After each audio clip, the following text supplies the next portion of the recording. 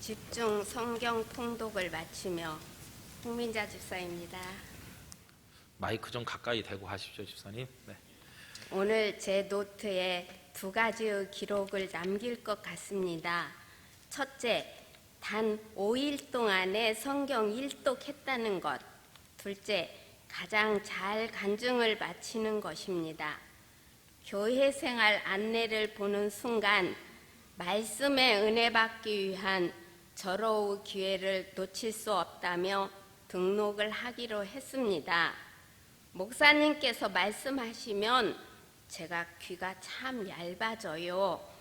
저희 회원은 모두 8명인데 김민규 학생과 저는 50년쯤 세대 차이가 납니다.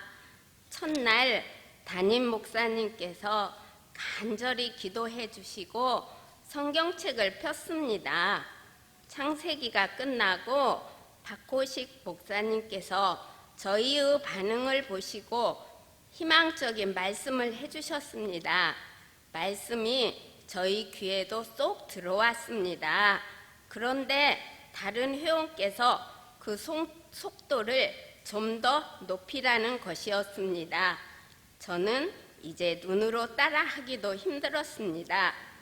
그러자 박 목사님께서 또 괜찮다고 내일은 따라갈 수 있다고 격려해 주셨습니다.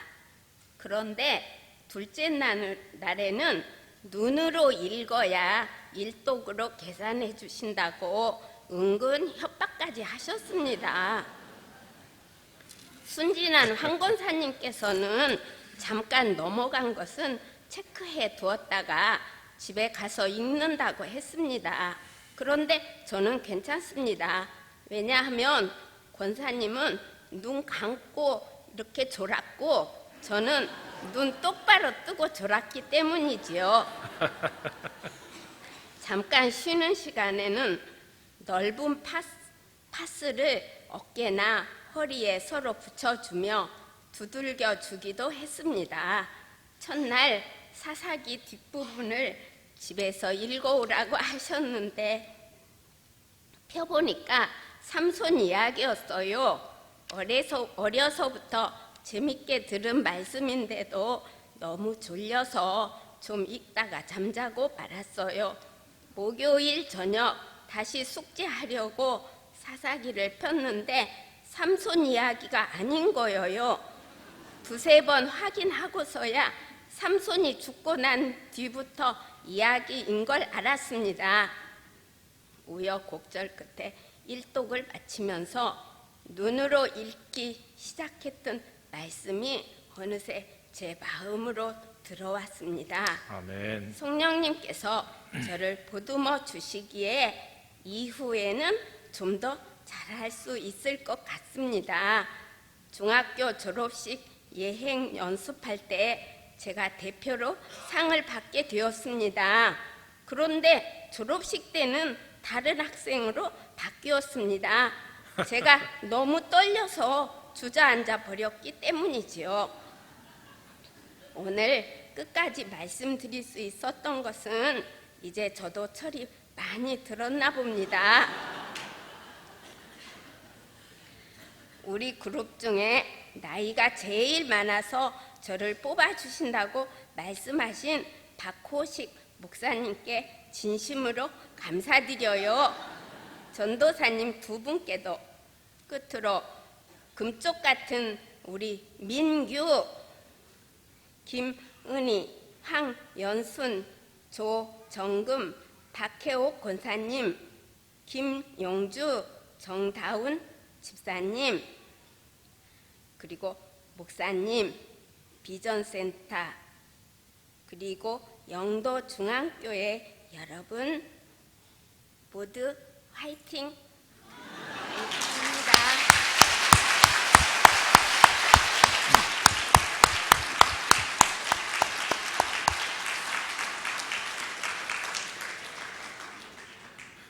간증 역사상 박수를 제일 많이 받는 것 같습니다. 근데 왜 1, 2부에는 못 하시는지 이제 알게 됐습니다. 주저앉으실까 봐. 우리 홍 집사님은요, 저렇게 약해 보이시지만 학교에서 학생들을 가르쳤다 교편 잡으시고 은퇴하신 분이세요. 어린 아이 같으신 분이신데 오늘 성경 통독하시고 너무너무 많은 은혜를 받으시고 간증해 주셨습니다. 여러분 이렇게 되고 싶은 생각이 안 드십니까? 난 전혀 감각이 없다. 당장 병원에 가보시기 바랍니다. 여러분 말씀 많이 읽으시고 여러분도 은혜 많이 받기를 기원합니다. 하나님의 말씀 마가복음 16장 말씀 다 펴셔서 9절부터 20절까지 한 절씩 말씀을 받도록 하겠습니다. 마가복음 16장 9절로 20절.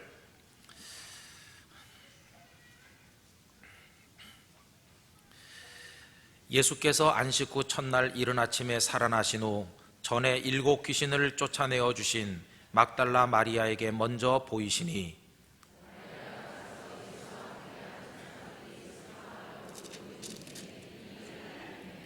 그들은 예수께서 살아나셨다는 것과 마리아에게 보이셨다는 것을 듣고도 믿지 아니하니라.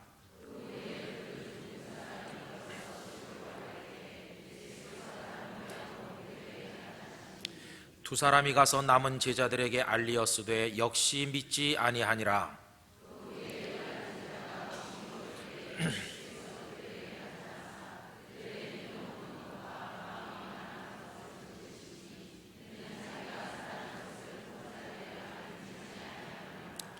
또 이르시되 너희는 온 천하에 다니며 만민에게 복음을 전파하라.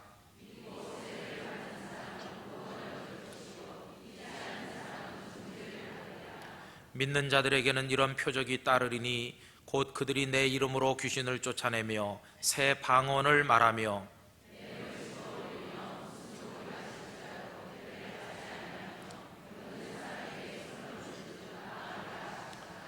주 예수께서 말씀을 마치신 후에 하늘로 올려지사 하나님 우편에 앉으시니라. 제자들이 나가 두루 전파할새 주께서 함께 역사하사 그 따르는 표적으로 말씀을 확실히 증언하시니라. 아멘. 이 말씀이 우리 모두에게 은혜의 말씀이 되기를 원합니다. 저는요 오늘 이 말씀을 통해서 저도 여러분들도 좀 크게 고무되고 흥분되고 격려를 받았으면 좋겠다 하는 생각을 하고 있습니다.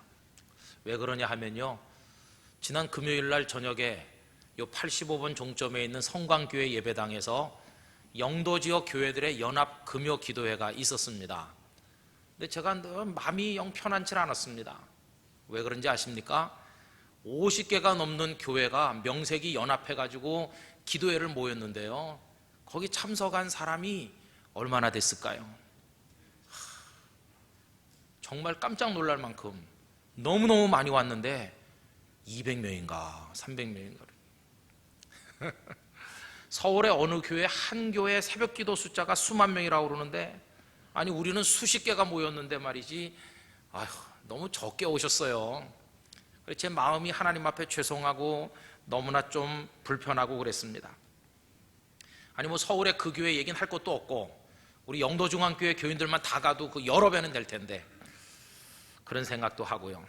오면서 저 혼자 이런 생각했습니다. 왜 우리는 안 모일까?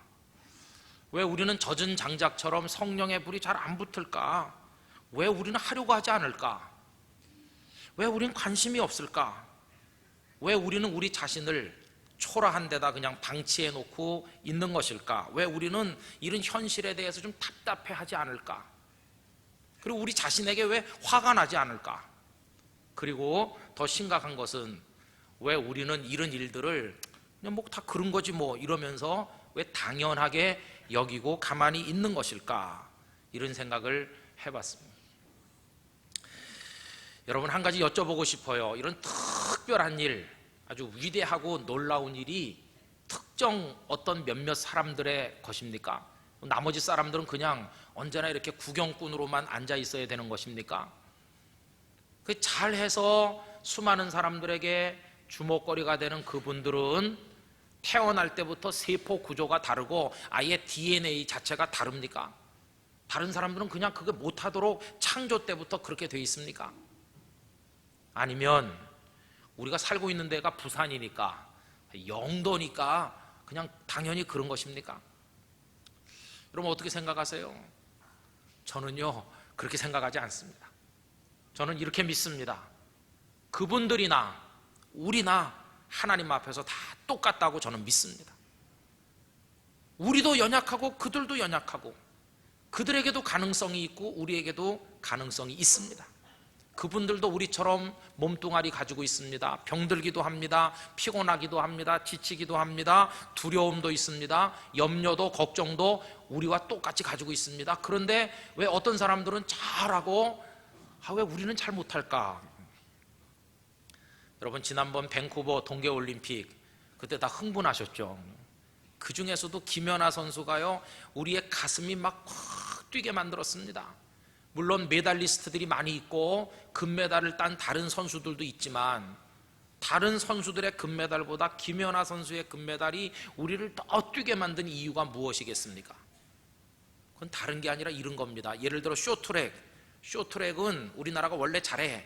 그러니까 그 금메달 따는 게 그거 당연하지. 못 따는 게 이상하지. 이렇게 생각하니까 금메달을 따도 별로 이렇게 마음에 흥분이 덜 되죠. 그런데 피겨는요, 피겨는 그렇게 하는 건데 이게 우린 돌아가지도 않아요. 돌아가지도. 한국 사람은 안 되는 겁니다. 그동안에. 그거는 저 유럽에 말이죠. 늘씬한 미녀들이나 생글생글 웃으면서 그렇게 하는 거지. 우리 한국 사람이 키도 조그맣고 이건 안 되는 거다. 처음부터 우리 그렇게 생각하거든요. 이건 한국 사람은 안 돼.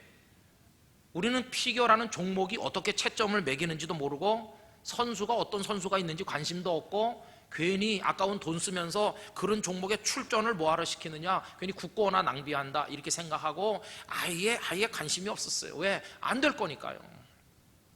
그런데 이번에 김연아 선수가 정말 놀라운 일을 했는데 우리는 할 수 없다고 하는 무서운 선입견을 산산조각 내는 일을 했다는 것입니다. 이 김 선수가 우리에게 준 최고의 선물이 뭘까요? 금메달일까요? 아닙니다. 그게 아니라 우리도 할 수 있고 다른 나라 사람들보다 더 잘할 수 있다고 하는 이 자신감, 이거야말로 우리에게 준 최고의 선물인 줄로 믿습니다. 우리도 더 잘할 수 있어요. 그래서 이제 피겨가 늘씬한 유럽 사람들만 하는 게 아니고요, 오히려 우리 한국 사람으로 생긴 종목인 것 같은 생각이 들어요. 오죽했으면 우리 교육자 중에 한 분이 집에 가서 딸내미 다리 길이부터 재본 다음에 한번 생각해 보겠다고 그랬겠습니까? 정말 할 수 있다. 우리도. 이게 얼마나 가슴 설레게 합니까? 저는 여러분들에게 이렇게 말씀드리고 싶습니다. 서울에 있는 사람들만 할 수 있는 게 아니라 우리 부산 사람도 할 수 있는 줄 믿습니다. 우리 영도도 할 수 있습니다. 우리도 주인공이 될 수 있습니다. 우리. 아니 그걸 뭘 봐서 아느냐?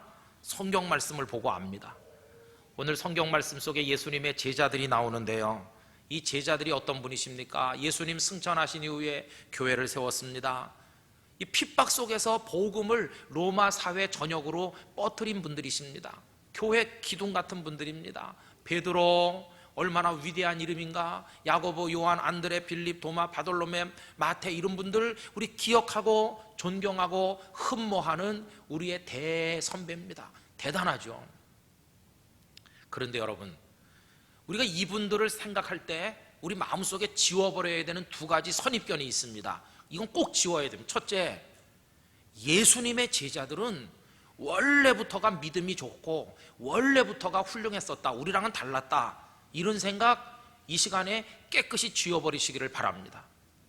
예수님의 제자들 그렇게 훌륭한 분들 아닙니다. 형편없습니다. 믿음 없어요. 믿음. 아니 그냥 보통 사람들 보고 믿음 없다고 그러면야 그건 이해가 되지만, 아니 어떻게 예수님의 제자들을 보고 믿음이 없다고 말할 수 있을까? 이런 생각도 가지실 것이죠. 만약에 그분들이 사업가라든지 뭐 다른 일에 종사하는 것 같다면 믿음이 없다는 게 덜 치명적이겠지만, 복음을 전해야 될 사람들 보고 믿음이 없다고 하는 거는 이건 치명적인 겁니다. 몸이 약한 것보다, 가진 게 없는 것보다 진짜 치명적인 것인데, 실제로 제자들은 믿음이 없었습니다. 그걸 뭘 봐서 알 수 있습니까? 여러분 아까 우리 읽은 성경 말씀에 나오지 않습니까? 11절 우리 다 같이 한번 소리내서 읽어봅시다. 그들은 예수께서 살아나셨다는 것과 마리아에게 보이셨다는 것을 듣고도 믿지 아니하니라. 막달라 마리아가 무덤에 갔다 예수님 부활하신 거 만났습니다. 가슴이 너무 뛰었습니다. 달려와서 제자들에게 예수님이 부활하셨고 내 눈으로 보고 지금 만났습니다. 그래도 어땠다고요? 믿지 않았다고요. 13절 다 같이 읽습니다. 두 사람이 가서 남은 제자들에게 알리었으되 역시 믿지 아니하니라. 엠마오 마을로 두 사람이 가고 있었는데 길에서 부활하신 예수님을 만났거든요. 이들이 너무 기뻐서 다시 되돌아와서 예루살렘의 제자들에게 우리가 길에서 부활하신 예수님 만났다고 그러는데도 역시 믿지 않는다. 믿음 없어요. 그래서 14절 예수님께서 그들을 야단치시는 얘기가 나오는데 다 같이 읽읍시다. 그 후에 11제자가 음식 먹을 때 예수께서 그들에게 나타나사 그들의 믿음 없는 것과 마음이 완악한 것을 꾸짖으시니 이는 자기가 살아난 것을 본 자들의 말을 믿지 아니함일러라. 이렇게 말씀했습니다. 예수님께서 막 꾸중하고 야단치셨어요. 믿음이 없다고. 믿음. 그러니까요, 우리나 예수님의 제자들이나 피장파장이에요. 겁먹을 거 하나도 없어요. 그분들도 믿음이 없었어요. 위대한 복음의 역사를 이루신 분들도 믿음이 없었어요. 그러니까 그분들은 애초부터 믿음이 좋았고 훌륭했다, 이런 선입견을 싹 지워야 됩니다. 두 번째, 우리가 지워버려야 될 무서운 선입견이 있습니다. 하나님은 원래부터 믿음이 좋은 사람, 준비가 잘 된 사람, 아주 강한 사람들을 골라서 사명자가 되게 하신다, 이런 선입견을 깨끗이 지워야 돼요. 여러분, 하나님은 그런 분 아니세요. 주님은 특별히 선택된 사람만 사명자로 세우셔서 빛나는 인생을 살게 하는 분이 절대 아니십니다. 오늘 읽은 15절 말씀 다 같이 한번 읽어봅시다. 또 이르시되 너희는 온 천하에 다니며 만민에게 복음을 전파하라. 아멘. 온 천하로 다녀라. 세상 끝까지 다녀라. 만민에게 복음을 전해라. 그러면 방금 전에 14절에서 무슨 일이 있었습니까? 예수님께서 믿음 없다고 야단치셨어요. 그러면 어떻게 돼야 자연스럽습니까? 너희들은 믿음이 없구나. 그러니 저쪽에 가서 가만히 있어라. 너희들은 아무것도 못한다. 이렇게 말씀해야 앞뒤가 맞는 거 아니겠습니까? 근데 예수님은요, 그렇게 말씀하지 않으셨어요. 믿음 없다고 야단치시자마자 바로 뭐라고 얘기하셨냐 하면 온 천하로 다니며 만민에게 복음을 전파하라. 엄청난 사명이잖아요. 예수님께서 너희들은 믿음이 없으니까 네 친구한테나 해라, 옆집 사람한테나 하고 관둬라, 이렇게 말씀하셨으면 좀 이해가 되지만 그게 아니고 온 천하로 만민에게, 이거를 마태복음 28장 19절에서는 모든 민족으로 제자를 삼으라, 이렇게 표현했거든요. 여러분, 이게 앞뒤가 맞습니까? 믿음 없는, 형편없는 사람들 보고 온 천하를 책임지라는 게 이게 맞습니까?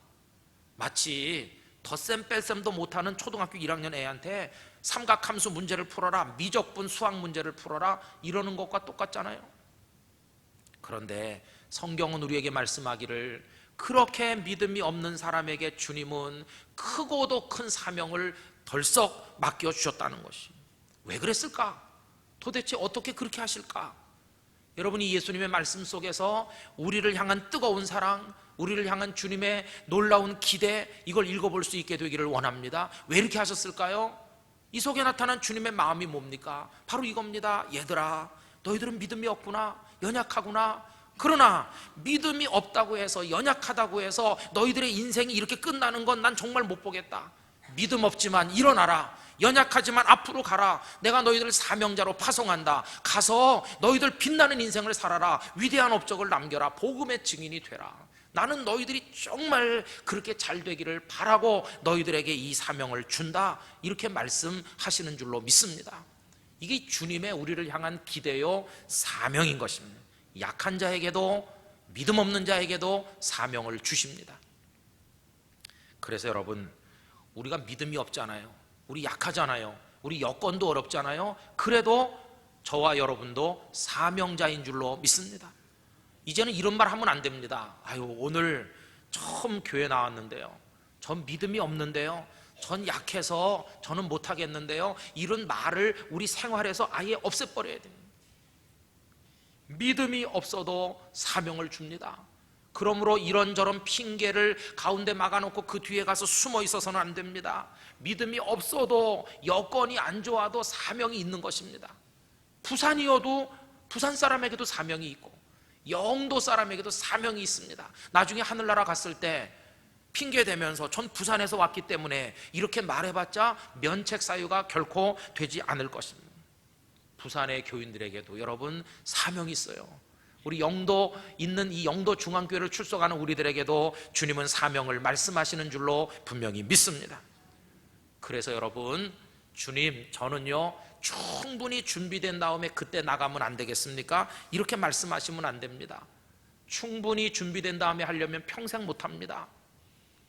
어떻게 하는 것인가? 준비된 다음에 하는 게 아니라 하다 보면 준비되는 것입니다. 나는 더 많이 배운 다음에 하겠다. 아니요, 그건 순서가 틀렸습니다. 배운 다음에 하는 것이 아니라 하다 보면 배우는 것입니다. 나는 믿음이 좀 더 자란 다음에 전도해야지. 아닙니다. 전도하다 보면 우리의 믿음이 성장하게 되는 줄로 믿습니다. 그래서 주님은 믿음 없는 사람에게 큰 사명을 맡기셨어요. 그래 여러분, 믿음도 없고 연약한 우리들이 정말 잘 해낼 수 있을까? 이런 생각을 가지게 되지만 말씀드리면은 이렇습니다. 믿음 없어도 잘할 수 있습니다. 믿음 없는 우리도 얼마든지 잘할 수 있습니다. 어떻게 알 수 있습니까? 제자들을 보면 알잖아요. 여러분, 제자들이 믿음 없었지만 나갔을 때 어떤 열매가 맺혀졌는지 20절 말씀 다 같이 읽읍시다. 제자들이 나가 두루 전파할새 주께서 함께 역사하사 그 따르는 표적으로 말씀을 확실히 증언하시니라. 할렐루야. 믿음 없는 제자들이 나갔습니다. 그랬더니 표적은 기적을 말합니다. 주님의 능력이 나타났습니다. 그리고 하나님의 말씀을 확실하게 증언했습니다. 누가요? 믿음도 없는 제자들이. 그럼 여러분, 믿음도 없는 제자들이 그걸 했다면 믿음 없는 저도 여러분도 할 수 있을 줄 믿습니다. 우리도 주인공이 될 수 있습니다. 아니 그럼 목사님, 믿음도 없고 그런 사람들이 어떻게 표적을 나타내고 어떻게 할 수 있었나요? 아니 우리가 연약한데 어떻게 할 수 있단 말입니까? 그 해답이 20절에 나와 있는데 다시 한번 20절 봅시다. 제자들이 나가 두루 전파할새 주께서 함께 역사하사. 할렐루야. 거기다 빨간 줄 딱 치셔서 기억하시기 바랍니다. 주께서 함께 역사하셨습니다. 여러분, 주님은 어떤 분이십니까?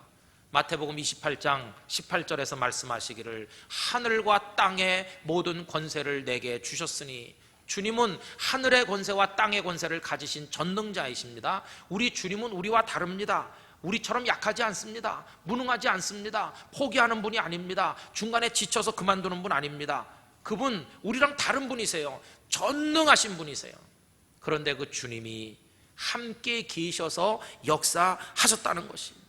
주님은 연약하고 믿음 없는 사람이 용기를 내서 나갈 때 가만히 구경만 하시는 분이 아니고 같이 가셔서 함께 계셔 주시고 역사하시는 분인 줄 믿습니다. 그래서 마태복음 28장 20절 볼지어다 내가 세상 끝날까지 너희와 항상 함께 있으리라 하시니라. 여러분, 이 말씀이 여러분에게 이루어지기를 기원합니다. 이 말씀 우리 믿어야 됩니다. 주님, 저는 정말 믿음도 부족합니다. 저 연약합니다. 그러나 주님이 저와 함께 계셔서 저는 못하지만 주님이 역사해 주신다면 하게 될 줄로 믿고 제게 주신 사명을 따라 벌떡 일어나서 전 나가겠습니다. 이런 용기, 이런 결단이 저에게도 여러분에게도 있기를 간절히 소망하는 것입니다.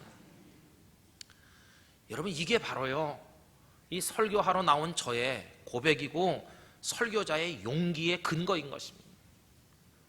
설교를 많이 하면 점점 잘할 것 같잖아요. 근데 할수록 어려운 게 설교하는 겁니다.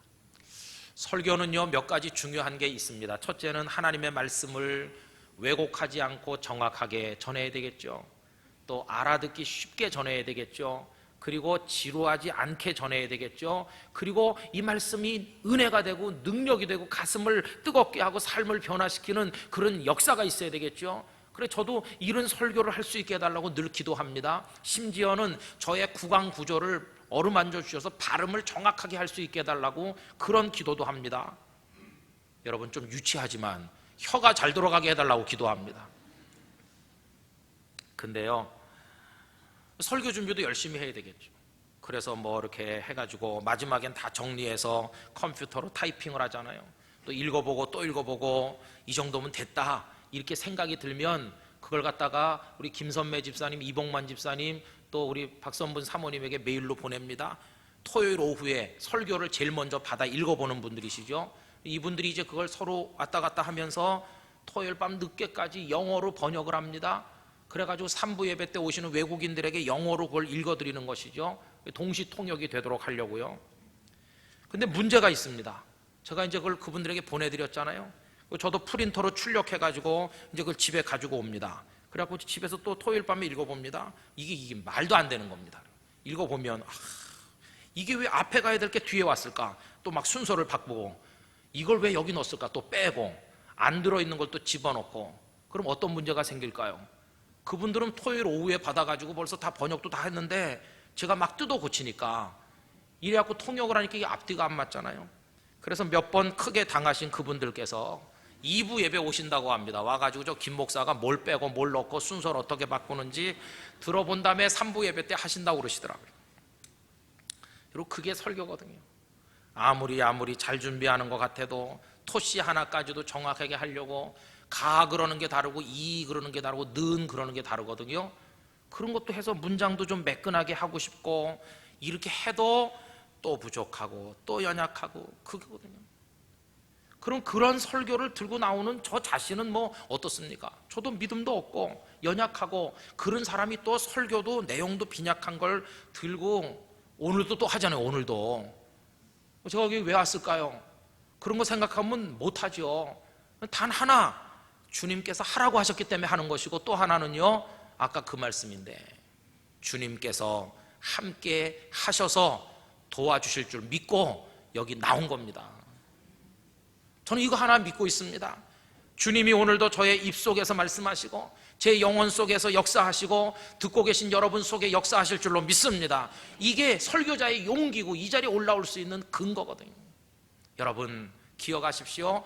주님 안에서는 모든 약자가 강자가 되는 줄 믿습니다. 오늘 설교 제목처럼 주님 안에는 약자가 없습니다. 주님 안에 있으면 믿음 없는 사람도 큰 일을 할 수 있습니다.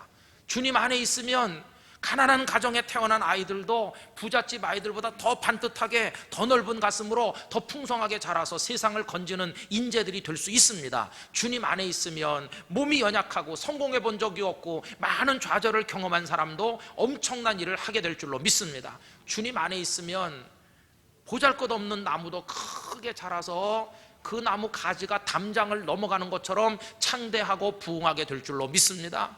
그 복을 받은 사람이 요셉이거든요. 보디발의 집에 노예가 됐습니다. 그리고 억울하게 감옥에 갇히는 죄수가 됐습니다. 세상 말로 말하면 너의 인생 끝났다, 이를 처지에 이르렀습니다. 그러나 그는 주님 안에 있었습니다. 연약했지만 주님이 그와 함께 계시 역사하시니 그가 총리가 되었고 수많은 사람들을 먹여 살리가 되어서 그가 담장 너머로 뻗어가는 그런 나무 가지처럼 번성하였습니다. 저는 우리 영도중앙교회 교우들이 개인으로나 가정으로나 교회로나 그렇게 되는 복을 받으시기를 기원하는 것입니다. 우리도 주님 안에 있으면 약자가 아닌 것입니다. 이제 마지막으로 드릴 가장 중요한 얘기가 있는데요. 그러면 주님이 함께 계셔서 역사하시는데 세상 모든 사람들과 다 같이 가시고 세상 모든 사람들 속에서 다 역사하시느냐? 그건 아닌 것 같습니다. 모든 사람의 삶 속에 임재하셔서 모든 사람의 일을 도우시는 건 아니라는 것입니다. 그럼 그게 도대체 뭘까? 20절 말씀 다시 한번 보십시오. 제자들이 나가 두루 전파할새 주께서 함께 역사하셨다. 여러분이 연결고리를 정확히 읽으시길 바랍니다.